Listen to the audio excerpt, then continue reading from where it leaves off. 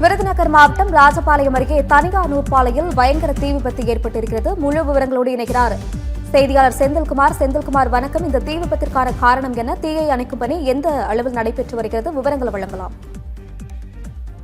அதாவது விருதுநகர் மாவட்டம் ராஜபாளையம் மலையடிப்பட்டி அழகநகர் பகுதியில் குருநாதன் என்பவர் பெரிய அளவிலான நூற்பாலை நடத்தி வருகிறார்.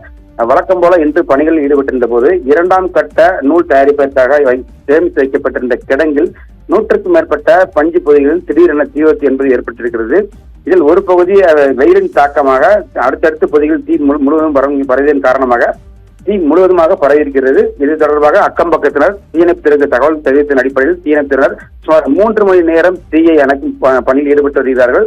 தொடர்ந்து தற்போது தீ என்பது அணைக்கப்பட்டிருக்கிறது. இந்த விபத்தில் சுமார் 10 லட்சம் மதிப்பிலான பஞ்சு பொதிகள் எரிந்து சேதமானதாகவும் கூறப்படுகிறது. தொடர்ந்து இன்று விடுமுறை தினம் என்பதால் தொழிலாளர்கள் யாரும் இல்லாத காரணத்தினால் உயிர் சேதம் மற்றும் காயங்கள் எதுவும் ஏற்படவில்லை. இந்த விபத்து குறித்து தெற்கு காவல்துறையினர் வழக்கு பதிவு செய்து விசாரணை நடத்தி வருகின்றனர்.